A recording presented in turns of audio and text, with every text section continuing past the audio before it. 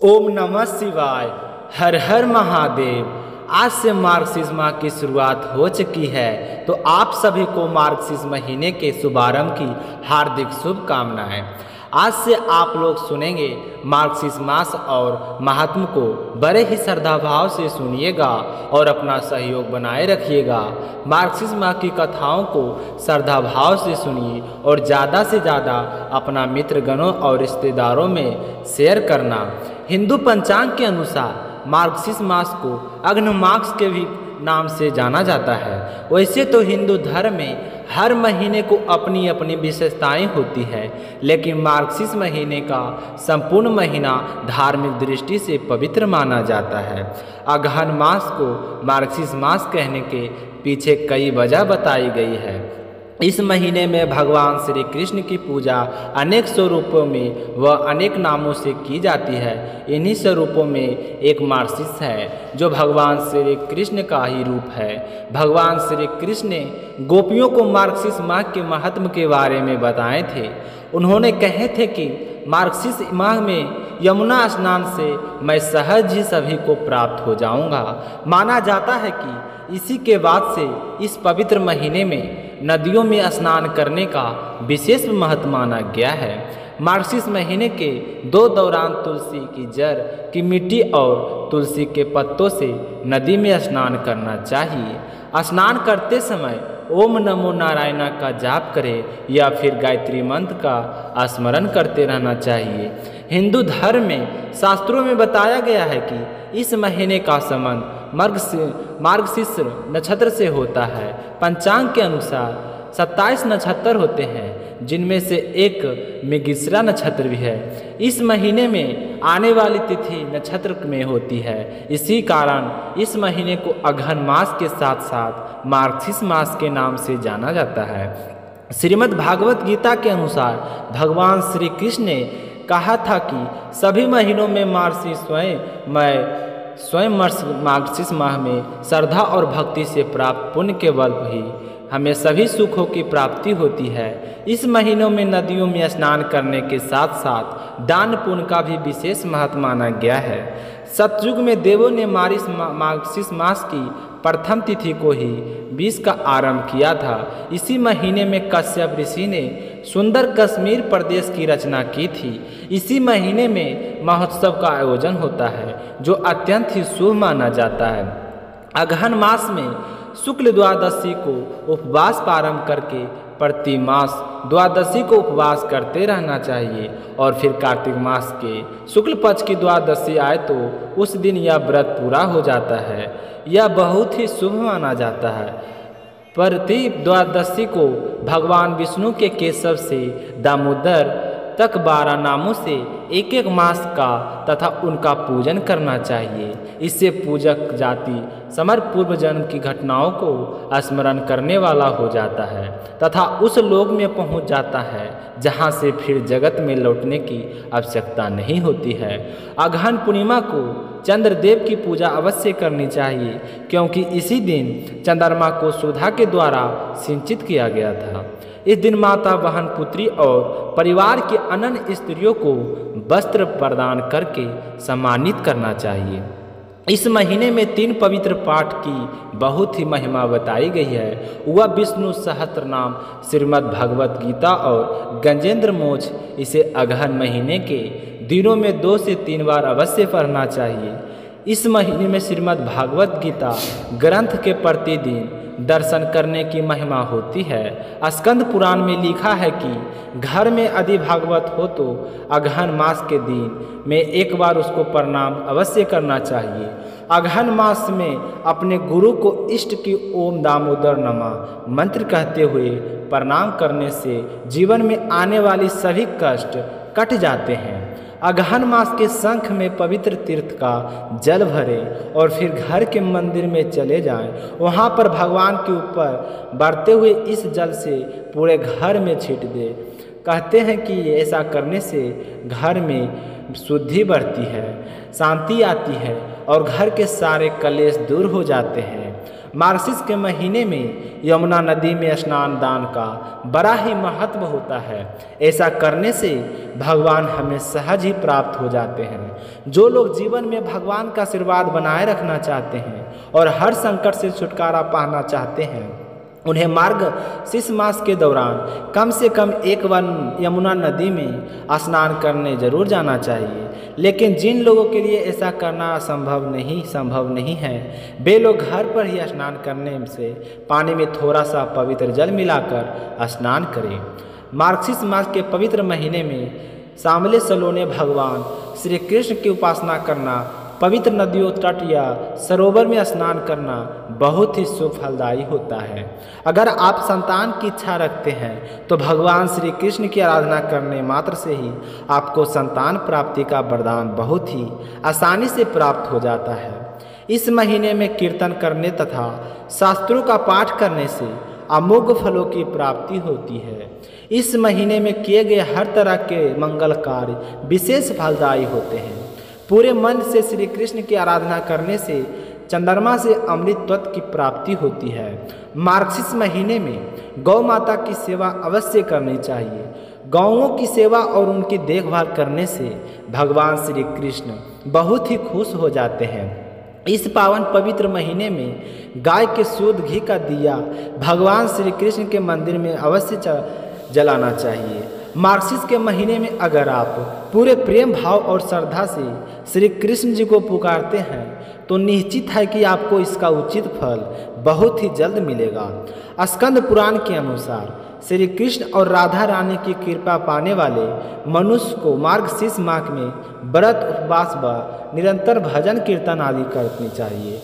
इसके साथ ही शाम के समय संध्या काल में श्री कृष्ण भगवान और राधा जी की आराधना के साथ साथ विष्णु जी और शिव जी के भजन कीर्तन भी जरूर करना चाहिए। इन दिनों में प्रतिदिन गीता का पाठ करना चाहिए। इसे पूरे महीने भर मनुष्य पूरे विधि विधान से श्री कृष्ण का ध्यान, जाप, ताप, व्रत, उपवास आदि करता है तो उसकी सारी मनोकामनाएं पूर्ण होती है। तो आइए सुनते हैं आज की कथा, एक छोटी सी कहानी गणेश जी के भगवान से। बोलिए गणेश जी गजानंद की जय हो। भगवान श्री कृष्ण ने मानव कल्याण के कई बार पृथ्वी पर अवतार लिए हैं। पृथ्वी वासियों और असुर शक्तियों बचाने के लिए कई अवतार लिए थे। आज आप सुनेंगे व्रतकुंड अवतार की कथा। शास्त्रों के अनुसार राक्षस मत्स्य मसूर के दमन के लिए गणेश जी ने वरतुंड का अवतार लिया था। मत्स्यासुर शिव जी का परम भक्त था। उस राक्षस को शिव जी का अभय होने का वरदान प्राप्त था। यह वरदान पाने के बाद में उसने सभी देवताओं को परेशान करना शुरू कर दिया। शास्त्रों के अनुसार वरतुंड अवतार ब्रह्मा को धारण करना था। एक पुरानी कथा के अनुसार देवराज इंद्र के प्रमाद से ही राक्षस मत्स्यासुर का जन्म हुआ था। मत्स्यासुर ने शुक्राचार्य की प्रेरणा और पंचाक्षरी मंत्र का ओम नमः शिवाय का जाप किया। इसी के फलस्वरूप शिव जी ने इसे अभय होने का वरदान दिया था। इसी वरदान के बल पर इसने तीनों लोगों को अपना आधिपत्य जमा लिया। सिर्फ तीनों लोगों पर ही नहीं बल्कि कैलाश और वैकुंठ पर भी इस राक्षस ने अपना कब्जा जमा लिया था। यह सब उसने देवगुरु शुक्राचार्य के निर्देश पर किया था। तो उस राक्षस के जगत जात पाने के लिए सभी देवगण शिव जी के पास पहुँचे। शिव जी ने उनसे गणेश जी का आग्रहण करने के लिए कहा। सभी देवताओं ने भगवान दत्तात्रेय के साथ मिलकर व्रततुंड के एकाक्षरी मंत्र का आग्रहण किया। इसी मंत्र के प्रभाव से पशुपतिनाथ ने गणेश जी का व्रततुंड अवतार को प्रकट किया। सभी देवताओं ने व्रततुंड अवतार से मत्स्यासुर राक्षस ने उन्हें मुक्ति दिलाने के लिए कहा। तो गणेश जी ने व्रततुंड अवतार में मत्स्यासुर और उसके सहयोगियों को पराजित किया। मत्स्यासुर के साथ उसके 2 पुत्र भी थे जिनका नाम सुंदरपय और विषयपय थे। युद्ध में दोनों पुत्रों मारे गए। इस तरह युद्ध में हार जाने के कारण वह अपने दोनों पुत्रों को खो देने से वह राक्षस गणेश जी का परम भक्त बन गया। इसके बाद गणेश जी ने देवताओं को निर्भय होने का आशीर्वाद दे दिया। बोलिए गणेश जी भगवान की जय हो। अब सुनेंगे वासुदेव और देवकी के विवाह की कथा। एक बार सुरसन के पुत्र वासुदेव देवकी से विवाह करके देवकी संग रथ पर चढ़कर अपने घर जा रहे थे। देवकी के पिता देवक ने प्रचुर दहेज दिया था, क्योंकि वह अपनी पुत्री को अत्यधिक प्रेम करते थे। उन्होंने सैकड़ों रथ दिए थे जो सोने के बने हुए थे। कंस भी अपनी बहन देवकी से बहुत ही प्यार करता था। तो जब वह शादी करके वासुदेव के साथ विदा हुई तो कंस स्वयं उसके रथ को सारथी बने। वैदिक सभ्यता की प्रथा के अनुसार जब कन्या का विवाह होता था तो उसका भाई अपनी बहन और बहनोई के साथ उनके द्वार तक स्वयं छोड़ने के लिए जाता था। जब कंस अपनी बहन और बहनोई को लेकर जा रहा था तो इस शुभ समय में अनेक प्रकार के बाजे बज रहे थे। शंख, बिगुल, ढोल, मृदंग एक साथ मिलकर मधुर संगीत की ध्वनि उत्पन्न कर रहे थे। यह बहुत ही मनोहर दृश्य था और कंस रथ को हाँक रहा था। तभी आकाश से एक आश्चर्यजनक ध्वनि गूंजी। उस ध्वनि में कंस को संबोधित करते हुए कहा कि हे कंस, तुम कितने मूर्ख हो, अपनी बहन तथा बहनोई का रथ हाँक रहे हो, किंतु तुम यह नहीं जानते हो कि तुम्हारी इसी बहन की 8वीं संतान तुम्हारा वध करेगी। तो यह सुनते ही कंस को बहुत ही धक्का लगा, उसे दुख भी हुआ और क्रोध भी आया। अब वह सोचने लगा कि जिस बहन से मैं इतना प्यार करता हूँ उसी के संतान मेरा वध करेगी। तो अत्यधिक क्रोध के कारण वो अपना आप को खो बैठा और उसने तलवार निकालकर देवकी से कहा कि देवकी, तुम जिंदा नहीं रहोगी, तुम्हारी 8वीं संतान कैसे होगी? मेरी रक्षा के लिए मैं तुम्हें ही मार सकता हूँ। तो यह कहकर कंस ने जैसे ही देवकी को मारना चाहा तो वसुदेव ने कंस को रोक दिया और हाथ जोड़कर कहा कि तुम यह अनर्थ मत करो, अपनी बहन को मारकर कलंकित मत हो। मैं तुमसे वादा करता हूँ कि आकाशवाणी कभी झूठी नहीं होती और यह आकाशवाणी भी सच ही होगी। पर मैं तुम्हें वचन देता हूँ कि मैं स्वयं देवकी के सारी संतानें आपको सौंप दूंगा। तो कंस ने अपने बहनोई वासुदेव के मुख से इस तरह का वचन सुनकर बहुत ही खुश हुआ और देवकी और वासुदेव को छोड़ दिया। आगे क्या हुआ यह सुनेंगे कल के अध्याय में। अब आप सुनेंगे श्रीमद् भागवत गीता का पहला अध्याय और उसका महात्म श्रद्धा भाव से सुनते रहिए। श्री आदि पुराण अपरंपार वाले पुरुष आहे नमः। जगत बंधु ज्योति स्वरूप जी की जानन, हरि हंस मांगन, आयो दास प्रभु के द्वार। हे प्रभु, आपकी शरण में है। जो आपने गीता ज्ञान अर्जुन को दिया वह हमें भी मिले। हम आपकी शरण में हैं, आप हमें आशीर्वाद दें।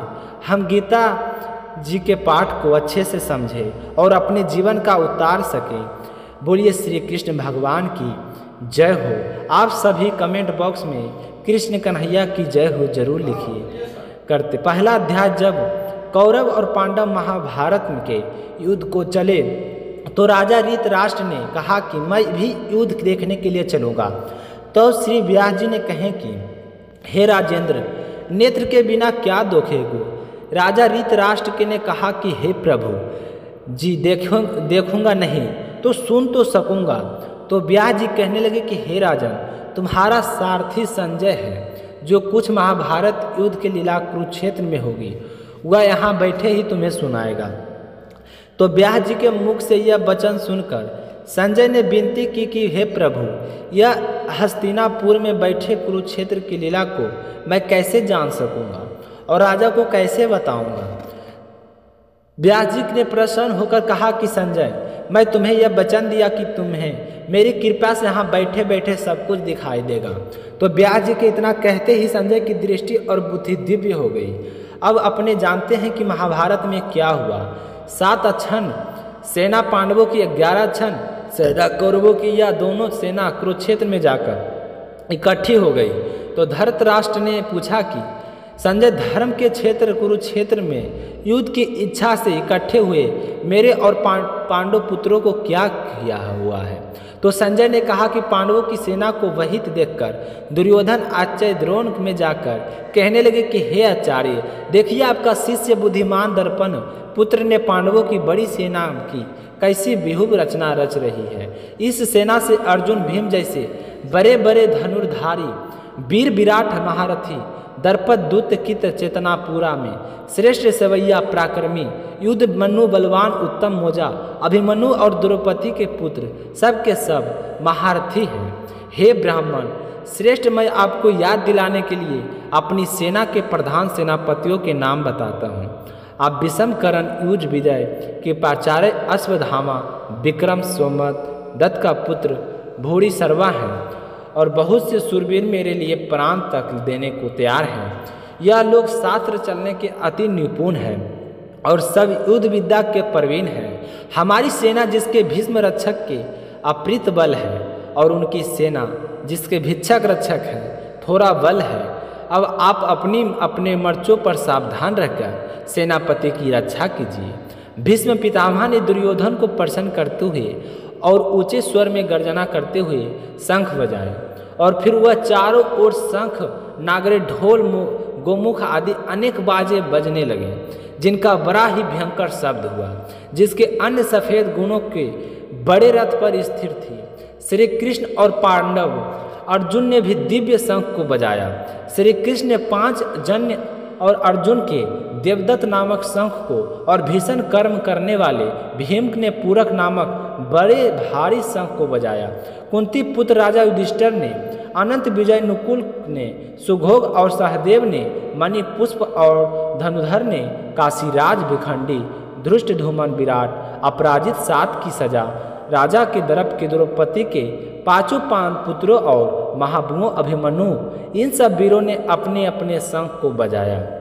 उन शंख के भारी शब्दों से आकाश और पृथ्वी गूंज उठे। धृतराष्ट्र के पुत्र के हृदय कांप उठे। हे राजन, अर्जुन ने कौरवों को युद्ध के लिए प्रस्तुत देखकर धनुष उठाकर श्री कृष्ण से कहा कि हे अच्युत, मेरा रथ दोनों सेनाओं के बीच में खड़ा कीजिए, जिससे मैं युद्ध करने वाले को देख सकूं। इस रणभूमि में मुझे किन किन के साथ युद्ध करना चाहिए? दुर्बुद्धि दुर्योधन की प्रति करने वाले जो युद्ध के लिए एकत्रित हुए हैं, मैं उनको देखूंगा। संजय ने कहा कि हे राजन, अर्जुन की बात सुनकर श्री कृष्ण ने भीष्म, द्रोण आदि वीरों के सामने उत्तम रथ को खड़ा करके कहा कि हे वीर, युद्ध लिए उतरत इन कौरवों को देख लो। तो अर्जुन ने चाचा व गुरु, मामा, भाई, पुत्र, पौत्र, मित्र, ससुर और जब को शास्त्रों को सुजतित होकर खड़े देखकर दोनों तरफ की सेनाओं में अपने ही सब बंधु बांधव को देखकर विचलित हो गए और अत्यंत खेद के साथ कहने लगे कि हे कृष्ण, युद्ध की इच्छा से आए हुए इन अपने ही बंधुओं को देखकर मेरे अंग ढीले होते जा रहे हैं, मेरा मुंह सूखा जा रहा है, मेरा शरीर व्याकुल होता जा रहा है और रोंगटे खड़े हो रहे हैं, गांडीव हाथ से गिरा जा रहा है, त्वचा जली जा रही है। हे केशव, मुझे यहाँ खड़ा रहने की हिम्मत नहीं है। मेरा मन चक्कर खा रहा है और सब लक्षण उल्टे देख रहा हूँ और संग्राम में अपने सजनों का वध करके कोई लाभ नहीं होगा। हे कृष्ण, मैं जित राज और सुख भी नहीं चाहता। हे प्रभु, आपको राजभोग तथा जीवन से क्या काम, क्योंकि जिनके लिए राजभोग और सुख की इच्छा होती है वे सब इस युद्ध में प्राण और धन की ममता छोड़कर मरने के लिए तैयार हैं। और आचार्य के पिता, पुत्र, पितामह, मामा, ससुर, पोत, साले और संबंधी, यह सारे के सारे अगर मुझे मार भी दे तो हे मधुसूदन, मैं इन्हें मरने की इच्छा कभी नहीं करूँगा। हे जनार्दन, त्रिलोकी के राज के लिए मैं इन्हीं सभी को नहीं मारना चाहता, फिर इस पृथ्वी के राज के लिए तो कहना ही क्या। हे जनार्दन, धृष्ट राष्ट्र के पुत्रों को मारकर हमारा क्या भला होगा? अपनों का वध करने से पाप ही होगा, अपने ही भाइयों को मारना अनुचित है। हे माधव, सब जानों को मारकर क्या हम सुखी हो सकते हैं? यह सब को लोभ में बंशीभूत हो गए हैं और कुल नाश करने तथा मित्रद्रोह करने से में पाप को नहीं देखते हैं। हमें पता है कि इससे कुल का नाश होगा, तो यह सब कुछ जानकर भी क्या हमें इस पातक से दूर रहना चाहिए? कुल का नाश होने से कुल के प्राचीन धर्म नष्ट हो जाते हैं, फिर धर्म नाश होने से कुल में पाप बढ़ता है। हे कृष्ण, पाप से कुल की स्त्रियों व्यापक भी चरानी होती है, जिसमें वर्ण संकर संतान उत्पन्न होती है। वे वर्ण संकर जिन पुरुषों में कुल को नष्ट किया है, उनको तथा उनको कुल को नरक में पहुंचाते हैं, क्योंकि श्राप तर्पण आदि बंद हो जाते हैं। कुकर्म संकर बनाने वाले दोषों से कुल ध्वंस को जाते हैं। जाति धर्म और कुल धर्म निरंतर नाश होते हैं। हे जनार्दन, मैंने बार बार सुना है कि कुल धर्म नष्ट होने से निश्चय नरक का वास करना होता है। यह सब कुछ जानते हुए भी हम इतना बड़ा पातक करने को तैयार हैं, जो राज्य सुख के लोभ में सब जनों को मारने की कोशिश कर रहे हैं। शास्त्रों को धारण किए हुए धरतराष्ट्र पुत्र आदि मुझे शस्त्र सहित और उपवासहीन को रणभूमि में ही डाले तो बहुत कल्याण हो। संजय ने कहने लगा कि हे प्रभु राजन, इस तरह कहकर अर्जुन तो बहुत ही दुखी होकर उसी समय धनुष मान को फेंक कर रथ के पिछले भाग में जा बैठा। तो यह था सर्व भगवत गीता का पहला अध्याय। अब सुनते हैं पहले अध्याय का महात्मा। बोलिए श्री कृष्ण भगवान की जय हो। एक समय पार्वती जी ने पूछा कि हे महादेव जी, किस जन्म में बल में से आपको संसार के लोगों शिव कर पूछते हैं? मैं मिंगशाला ओढ़े अंगों में शमशान की विभूति लगाई, गले में सांपों और मुंडों के कमाला पहने हुए हैं। इनमें तो कोई भी चीज़ पवित्र नहीं है, फिर भी आप किस ज्ञान से पवित्र हो? कृपया करके मुझे बतलाइए। तो पार्वती की बात सुनकर श्री महादेव जी कहने लगे कि हे प्रिय, सुनो, गीता का ज्ञान के हृदय में धारण करने से मैं पवित्र हूँ और उस ज्ञान से मुझे बाहर से के कर्म नहीं पर्याप्त हो। तभी पार्वती ने कहा कि हे भगवान, जिस गीता ज्ञान की आप ऐसी स्तुति कर रहे हैं, उसके सुनने से कभी कोई जीव कृतार्थ हुआ है? तो पार्वती की बात सुनकर महादेव जी कहें कि इस ज्ञान को सुनकर बहुत सारे जीव कृतार्थ हुए हैं और लोग भी होते रहेंगे। मैं तुम्हें इससे जुड़ी एक पुराण कथा कहता हूँ, तुम ध्यान से पूर्वक सुनना। एक समय पाताल लोक में नाक की सैया पर श्री नारायण जी आंख बंद करके अपने आनंद में मगन थे। उसी समय भगवान के चरण दबाते हुए श्री लक्ष्मी जी ने पूछा कि हे प्रभु, निद्रा और आलस्य उन पुरुषों को व्यापत है जो जीव तामसिक फिर भी अपगुणों तीनों गुणों से अतीत हो। श्री कृष्ण भगवान नारायण प्रभु वासुदेव को अपने जो मंत्र नेंद मूंद रहे हैं, यह देखकर मुझे तो बड़ा आश्चर्य हो रहा है। तो लक्ष्मी के इस तरह का वचन सुनकर विष्णु जी कहने लगे कि हे लक्ष्मी, निद्रा आलस्य नहीं व्याप्त है। एक शब्द रूप जो भागवत गीता है, उसमें जो ज्ञान है, मैं तो उसी ज्ञान का आनंद में मगन रहता हूँ। जैसे 24 अवतार मेरे आकार रूप है, वैसे ही यह जीवन गीता शब्द रूप अवतार है। इस गीता मेरे अंग इस तरह 5 अध्याय मेरा मुख और 5 अध्याय मेरी भुजा है। अध्याय मेरा हृदय है और मन मेरा 1.25 अध्याय है। मेरा उदर 14वां है अध्याय मेरी जंगा, 18वां अध्याय मेरे चरणों में गीता है। जो श्लोक मेरी नाड़ियों और जो गीता जी के अक्षर से हैं, वह मेरे रोम ऐसा जो मेरा शब्द रूपी गीता ज्ञान है, जिनके व्यर्थ में हृदय में विचार हूँ और बहुत ही आनंद को प्राप्त होता हूँ। तो लक्ष्मी जी कहने लगे कि हे श्री नारायण जी, जब भी गीता का इतना ज्ञान है तो उनके सुनकर कोई जीव कृतार्थ हुआ है? अगर हुआ है तो मुझे बताए। तब श्री नारायण जी कहने लगे कि हे लक्ष्मी माता, ज्ञान के सुनकर बहुत सारे लोग कृतार्थ होते हैं। मैं तुम्हें बताता हूँ कि तुम ध्यान से सुनना। एक समय शूद्र वन और एक प्राणी था जो चंडाल के कर्मों करता था और तेल लेवन का व्यापारी करता था। उसने एक बकरी पाल रखी थी। इस दिन वह बकरी बेचने के लिए बाहर रखी थी। एक दिन वह बकरी को चराने के लिए बाहर गया और वृक्षों के पत्ते तोड़ने लगा, तो स्वयं सर्प ने उसे डस लिया। तो उसी समय उसके प्राण निकल गए। उसने मार्गशीर्ष राशि को बहुत सारे दुख भोगे, फिर बैल का जन्म किया। वैसे बैल को एक भिक्षुक ने मोल ले लिया।